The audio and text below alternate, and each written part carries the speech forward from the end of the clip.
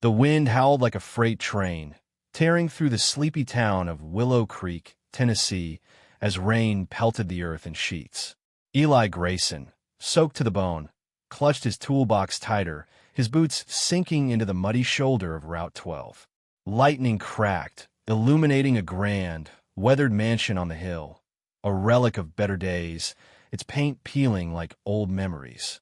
A sharp crash echoed from its direction, not thunder, but something breaking. Glass. A window, maybe. Eli froze, squinting through the downpour. A faint light flickered in the mansion's upper floor, and a silhouette moved frantically. Someone's in trouble. His gut twisted. He could keep walking, head back to his garage-turned home, and stay out of it. But his feet were already moving toward the iron gates. Who's up there? And why do I care? The questions gnawed as he pushed through the storm, toolbox rattling. Eli wasn't the hero type. Not anymore. 5 years ago, he'd walked away from a life that chewed him up and spit him out. Now, at 34, he fixed pipes, patched roofs, and kept himself. Willow Creek didn't ask questions about the quiet handyman, and he liked it that way. But that silhouette, that broken glass, it pulled him like a tide. The mansion's front yard was a jungle of overgrown weeds, the porch creaking under his weight. He pounded on the door, rain dripping from his baseball cap. "Hello? You okay in there?" No answer, just the storm's roar. He knocked again, harder. The door creaked open, revealing a woman in her late 20s, her dark hair damp and clinging to her face. She held a flashlight in one hand, a broom in the other, her eyes wide with something between fear and defiance. "You all right, ma'am?"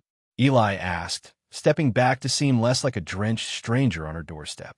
She blinked, sizing him up. "Window upstairs broke. Storm's making a mess. You a neighbor?" Eli Grayson, handyman, heard the crash from the road. He lifted his toolbox slightly. "I can fix it if you want." Her gaze flicked to the toolbox, then back to his face. "Lila Monroe, I'd appreciate the help, but—" She hesitated, glancing at the dark, empty foyer behind her. "It's just me and my daughter here." Eli nodded, keeping his voice steady. "I'll stay outside, work from the ladder. Just need to see the damage." Lila's shoulders eased, and she stepped aside. "All right, come through to the back." The window's on the second floor, east side. The mansion's interior was a paradox. Ornate chandeliers coated in dust, hardwood floors scuffed but polished, like someone was fighting to keep it alive. Eli followed Lila through a maze of dim hallways, his boots leaving wet prints. A child's drawing, a bright crayon sun, hung crooked on the wall, catching his eye. It reminded him of something he'd buried deep, something he didn't let himself think about. Outside, the storm hadn't let up. Lila pointed to a shattered window above, rain pouring in like a waterfall. "That's my daughter's room. I got her downstairs, but it's a mess up there." Eli set his ladder against the mansion's brick wall, the wind threatening to yank it down. "Got any plywood? I can board up for now, come back when the storm clears." Lila shook her head. "Nothing like that. I've got some tarps in the shed, maybe some nails." "That'll do." He climbed, tools slung over his shoulder, while Lila held the flashlight from below, its beam cutting through the rain. The window frame was splintered, shards of glass glinting in the mud.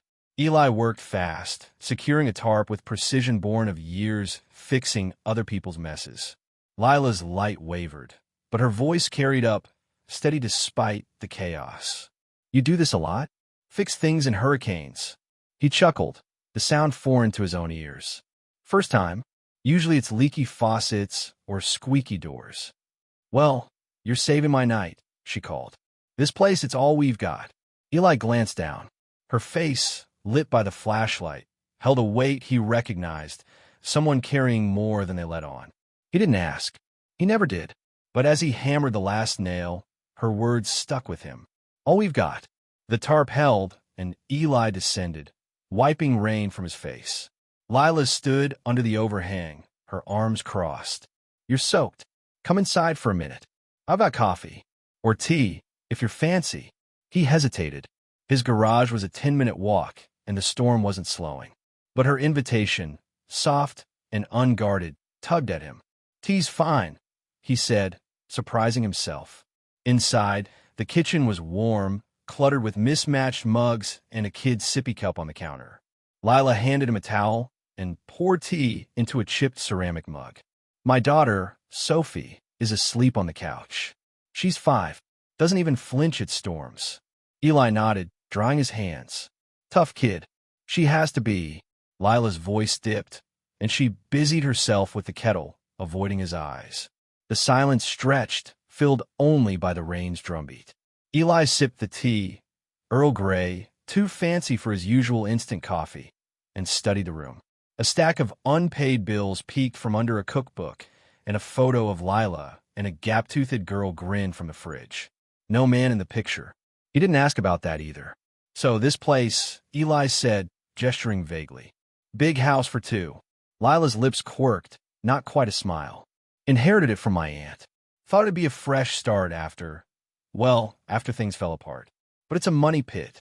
Roof leaks, pipes groan, and now windows break in storms. Eli set his mug down. I could take a look tomorrow if you want. No charge for the first visit. Her eyes narrowed, searching for the catch. Why would you do that? He shrugged, uncomfortable under her gaze. Got time. And you look like you could use a break. Lila's expression softened, but before she could reply, a small voice called from the hallway. Mama. A girl in dinosaur pajamas shuffled in, rubbing her eyes. Lila knelt, brushing hair from Sophie's face. Hey, sweet pea. Storm wake you. Sophie nodded, then spotted Eli. Who's he? This is Eli. He fixed our window, so the rain stays out. Sophie tilted her head, studying him like he was a puzzle. You're all wet. Eli grinned, crouching to her level. Yeah, storms will do that. You like dinosaurs. She beamed, holding up her sleeve. T-Rex is my favorite. They're tough. Smart kid, Eli said, glancing at Lila, who watched them with a mix of warmth and wariness. The storm eased to a drizzle, and Eli stood, grabbing his toolbox. I should head out. I'll swing by tomorrow. Check that tarp. Lila followed him to the door, Sophie trailing behind. Thank you, Eli. Really, I don't know what we'd have done. He nodded, stepping into the night. Get some sleep, both of you. As he trudged back to his garage, the rain cold on his skin, Eli couldn't shake the feeling that he'd just stepped into something bigger than a broken window. Lila's eyes, sharp but kind, lingered in his mind. Why'd she invite me in? And why had he said yes? His life was simple: work, eat, sleep, repeat. No room for complications. Yet, as he unlocked his garage, the memory of that crayon sun on her wall warmed something he'd long kept frozen. The next morning, Willow Creek buzzed with gossip. The storm had knocked out power lines, flooded basements, and given the town's busybodies fresh material. Eli overheard whispers at the hardware store while picking up supplies for Lila's window. That Monroe woman, living in that old mansion like she's royalty, one cashier muttered. Bet she's hiding something. Eli kept his head down, paid for the glass and caulk, and headed back to the mansion. The daylight revealed its decay, cracked shutters, a sagging porch, but also its stubborn beauty, like Lila herself. She greeted him at the door, coffee in hand, Sophie playing in the yard with a plastic shovel. You came back, Lila said, a question in her tone. Said I would. Eli hefted the glass pane. Let's get that window fixed. They worked together, Lila holding the frame steady while Eli cut and sealed. The air between them was easy, filled with small talk about Sophie's love for dinosaurs and the town's relentless rumor mill. But when Lila mentioned her ex, a shadow crossing her face, Eli caught the edge of a deeper story. He left us high and dry, she said, voice tight. Thought moving here would fix things. It didn't. Eli didn't push, but her words echoed his own past, a life he'd walked away from when it got too heavy. Sometimes a fresh start's just a new set of problems, he said, surprising himself with the honesty. Lila looked at him, really looked, and, for a moment, the world was just them and a half-fixed window. Yeah, she said softly, but sometimes you meet someone who makes it feel lighter. The moment hung, fragile, until Sophie ran up, waving a muddy stick. Eli, look, I found a fossil. He laughed, breaking the tension, and knelt to inspect her treasure. As he did, Lila's hand brushed his shoulder, a fleeting touch that sent a jolt through him. What am I doing here? The question returned, sharper now. This wasn't just a job. Not anymore. By noon, the window was whole, and Lila insisted he stay for lunch. Grilled cheese and tomato soup, simple but warm. Over the meal, she let slip a detail that stopped him cold. Her ex's name, whispered like a curse. Daniel Grayson, Eli's brother, the one who'd torn their family apart and vanished. His heart thudded. Does she know? Should I tell her? He left the mansion with a promise to return, his mind spinning. Lila's smile, Sophie's laugh, the name that tied their pasts. It was too much. As he walked away, the town's gossip grew louder in his ears, hinting at secrets Lila hadn't shared. And one question burned brighter than the rest. What happens when she finds out who I really am? Eli's boots crunched on the gravel path leading away from Lila's mansion, but his mind was stuck on one name, Daniel Grayson. His brother, the man who'd walked out on their family a decade ago, leaving a trail of broken promises and a mother who never recovered.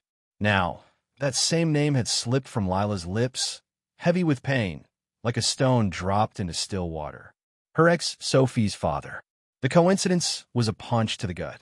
Eli's toolbox felt heavier as he trudged toward his garage, the late afternoon sun casting long shadows across Willow Creek. Does she know I'm his brother? The question churned, unanswered. Worse, what happens when she finds out? He hadn't planned to return to the mansion so soon, but the next morning, Lila's number lit up his phone. Eli, it's Lila. Her voice crackled, urgent but warm. The kitchen sink's leaking now. I hate to ask, but can you come by? I'll be there in 20, he said, already grabbing his tools. He could have said no, could have kept his distance until he sorted out the mess in his head. But the thought of Lila, alone in that crumbling mansion with Sophie, pulled him back like a magnet. The town was still buzzing about the storm.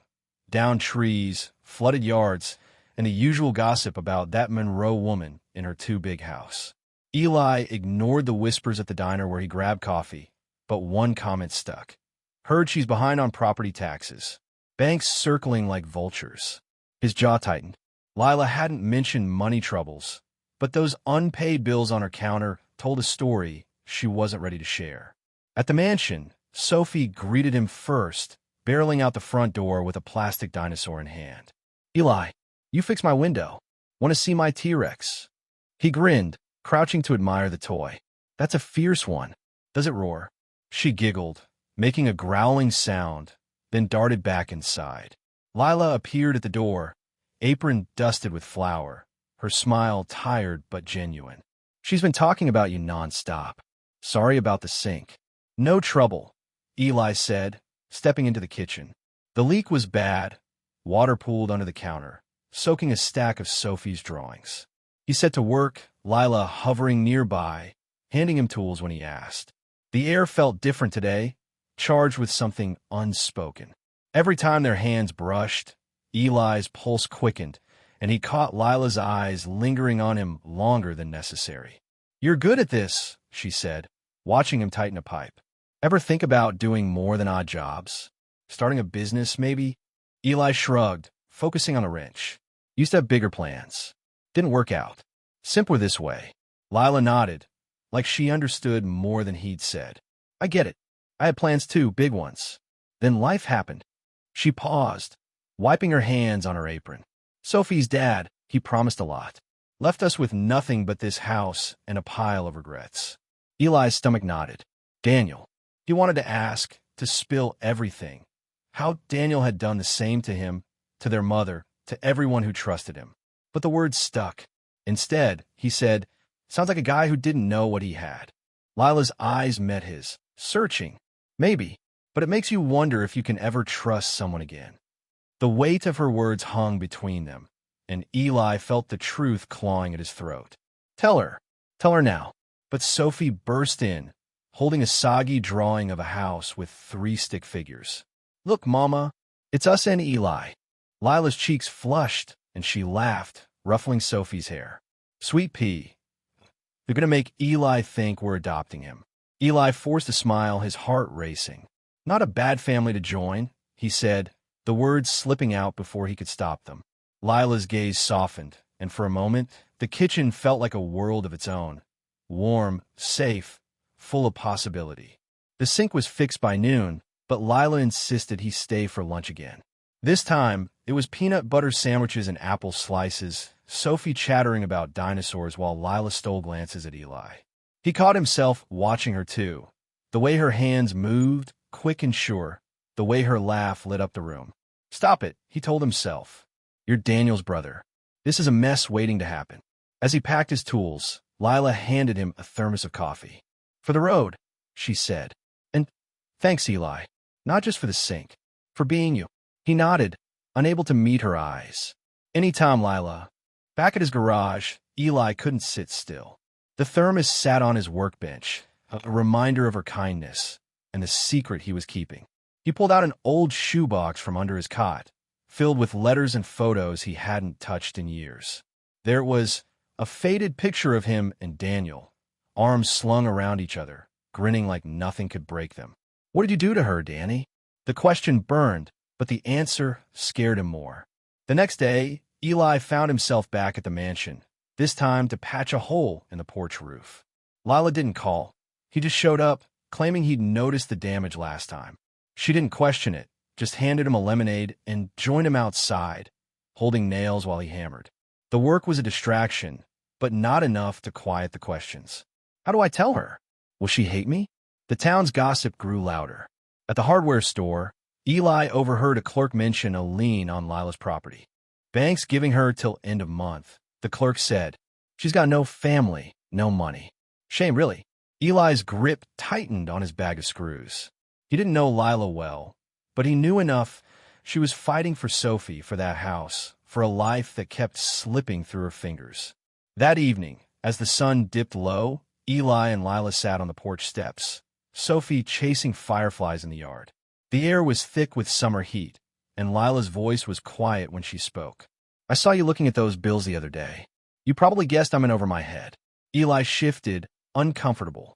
Didn't mean to pry. You didn't. She sighed, twisting a blade of grass between her fingers.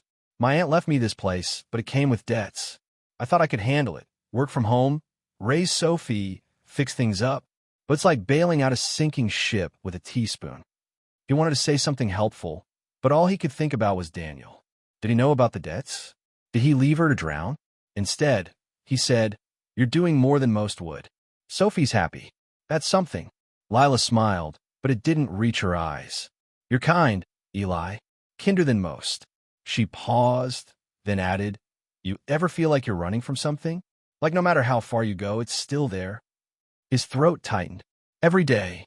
She looked at him, and the air shifted, heavy with unspoken truths. Before he could lose his nerve, Eli took a breath. Lila, there's something I need to... A car horn blared, cutting him off. A sleek black SUV pulled up to the gate, and a man in a suit stepped out, clipboard in hand. Lila's face paled. The bank, she whispered, standing. They're early. The man approached, all business. Ms. Monroe, we need to discuss the lien. You've missed the last 2 payments. Eli stood beside her, his hand brushing hers, a small, instinctive gesture. She didn't pull away.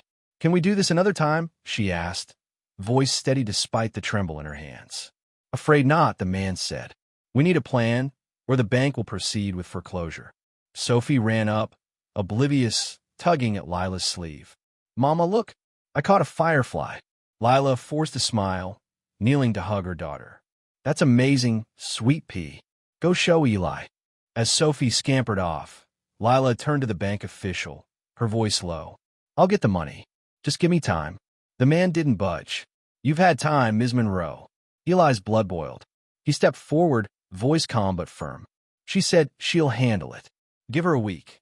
The man raised an eyebrow, but nodded. 1 week. Then we're back.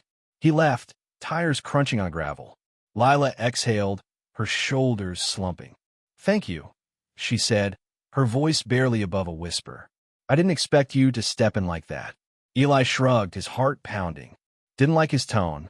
She laughed, a small, broken sound, and before he knew it, she hugged him.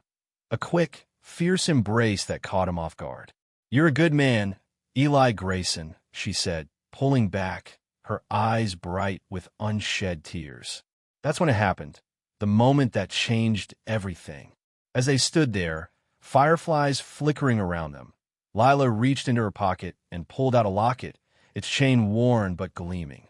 "This was my aunt's," she said, opening it to reveal a tiny photo.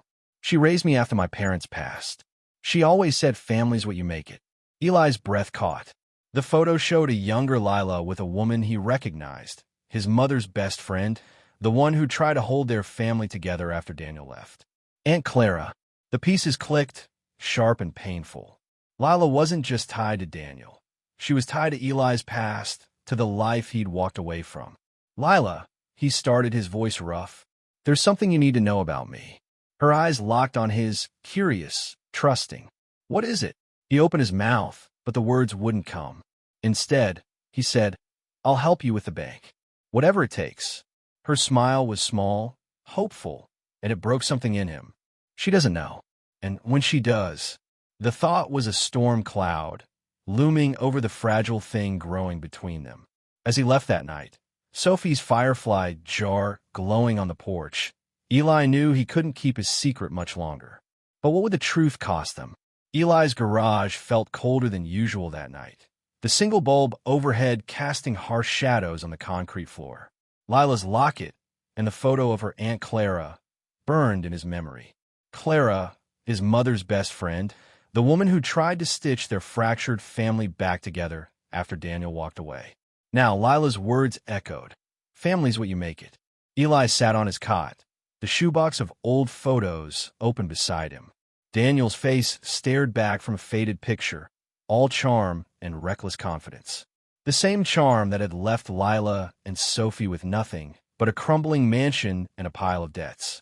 "I have to tell her," Eli thought, his chest tight, but the fear of losing the fragile bond they'd built, of seeing her trust turn to betrayal, kept the words locked inside. The next morning, Willow Creek was quiet, the storm's chaos replaced by a humid stillness. Eli headed to the mansion, toolbox in hand, not because Lila had called, but because he couldn't stay away. He'd promised to help with the bank, and he meant it, but the truth about Daniel was a weight he couldn't carry much longer. As he approached the iron gates, Sophie's laughter rang out, and he saw her chasing a butterfly across the overgrown lawn. Lila sat on the porch steps, a ledger open in her lap, her brow furrowed. "Morning," Eli called, setting his toolbox down. "Thought I'd check the roof again. Make sure it's holding." Lila looked up, her smile tired but warm. "You're gonna run out of things to fix, Eli Grayson." He chuckled, but it didn't reach his heart. "Plenty to do in a place like this." Sophie ran over, waving a dandelion. "Eli, make a wish." She thrust the weed at him, eyes bright. He blew on it, sending seeds scattering, and wished for courage. Courage to tell Lila the truth. "What did you wish for, sweet pea?" he asked Sophie. "Can't tell. It won't come true." She giggled, then darted off to chase another butterfly. Lila closed the ledger, rubbing her temples. Bank called again. "I've got till Friday to come up with something, or they start the foreclosure process." Eli sat beside her, the step creaking under his weight. "Any ideas?"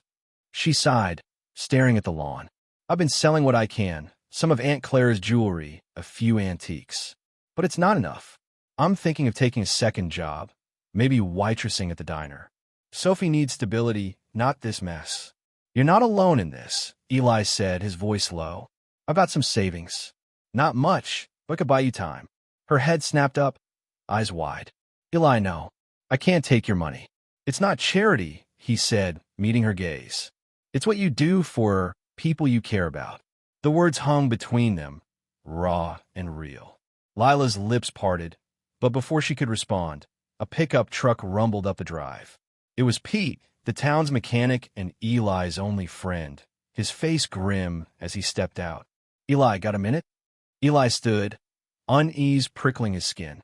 Pete glanced at Lila, then pulled Eli aside. "Heard some talk at the diner. That bank guy's been digging into Lila's past.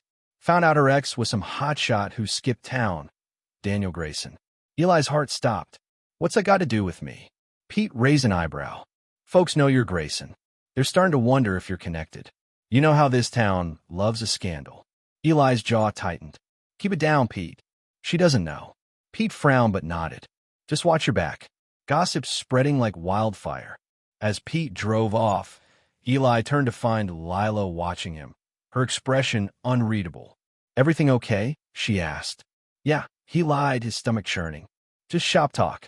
She didn't press, but the air felt heavier now. They spent the afternoon working on the roof, Lila handing him shingles while Sophie played nearby. Every laugh, every glance from Lila made the truth harder to hold. By dusk, the roof was patched, and Lila invited him in for dinner, spaghetti and meatballs, Sophie's favorite. The kitchen was warm, filled with the clatter of plates and Sophie's chatter about school. But Eli's mind was elsewhere, replaying Pete's warning. After dinner, Sophie fell asleep on the couch, a picture book open across her chest. Lila and Eli sat at the kitchen table, coffee mugs between them. The silence was comfortable, but Eli knew it wouldn't last. He cleared his throat. Lila, there's something I've been meaning to tell you. Her eyes met his, curious but trusting. Okay, I'm listening. He took a breath, the words finally breaking free. Your ex, Daniel Grayson, he's my brother. Lila froze, her mug halfway to her lips. Your brother? Her voice was quiet, but the hurt in it cut like a blade. Eli pushed on, his voice rough. I haven't seen him in 10 years. He walked out on our family, same as he did you. I didn't know until you said his name. I should have told you sooner, but I didn't want to lose this. He gestured vaguely at the table, the room, the moment. Lila set her mug down, her hands trembling. You knew? This whole time, you knew and didn't say anything. I was scared, he admitted. Scared you'd think I was like him. I'm not, Lila. I swear I'm not. Her eyes glistened, and she stood, pacing to the window. You don't get it, Eli. Daniel didn't just leave. He took everything. My savings, my trust, my future. And now you're here, fixing my house, playing with my daughter, and you're his brother? How am I supposed to trust you? Eli stood, his heart sinking. I'm not him. I never hurt you or Sophie. She turned, her voice breaking. Then why didn't you tell me? Why let me feel something for you? The admission hit him like a wave. Lila, go, she said, her voice barely above a whisper. Please, just go. Eli grabbed his toolbox, his chest tight, and walked into the night. The stars were out, mocking him with their calm. He'd lost her, lost the warmth of that kitchen, the hope of something more. Back at his garage, he sat on his cot, staring at the photo of him and Daniel. You're still ruining everything, Danny. Days passed, and Eli stayed away, throwing himself into odd jobs around town. The gossip grew louder, whispers about Lila's debts, about Eli's connection to her ex. He heard it at the diner, the hardware store, the gas station. She's selling a house, one clerk said, moving to Knoxville with her kid. The thought of Lila leaving, of Sophie's laughter fading from Willow Creek, was a knife in his chest. A week later, Eli found himself at the mansion's gates, unable to stay away any longer. The for sale sign in the yard stopped him cold. Lila was on the porch, packing boxes, her movements slow, defeated. Sophie sat nearby, drawing with chalk. Eli approached, his heart pounding. Lila. She looked up, her eyes guarded. Eli, what are you doing here? I couldn't stay away, he said. Not without trying to fix this. She stood, brushing her hands on her jeans. There's nothing to fix. The bank's taking the house. I'm starting over, somewhere new. You don't have to do it alone, he said, stepping closer. I know I messed up, keeping quiet about Daniel. But I'm not him. I'm here, and I'm not leaving. Lila's eyes searched his, and for a moment, he thought she'd turn away. But then Sophie ran up, hugging his leg. Eli, you're back. Lila's resolve cracked, a tear slipping down her cheek. Sophie, go inside for a minute, okay? As Sophie scampered off, Lila stepped closer, her voice soft. I was so angry. Not just at you, at everything. But I've been thinking, Aunt Clara always said forgiveness is a choice. And I want to choose it. For you. For us. Eli's throat tightened. I don't deserve that. Maybe not, she said, a small smile breaking through. But I'm giving it anyway. They stood there, the distance between them shrinking. Eli reached for her hand, and she didn't pull away. I'll help you fight for this place, he said. Or start over, wherever you go. Just let me be there. Lila nodded, squeezing his hand. Okay, but it's not going to be easy. I've got debts, a kid, and a heart that's still healing. I've got scars of my own, Eli said. But I'm all in if you are. The future wasn't clear. No fairy tale ending. No sudden windfall to save the mansion. There'd be bills to pay, trust to rebuild, and a town full of whispers to ignore. But as they stood on the porch, Sophie's chalk drawings at their feet, Eli felt something he hadn't in years. Hope. Not for a perfect life, but for one they could build together. Messy, real, and there's... If this story touched you, comment where you're from and subscribe to the channel.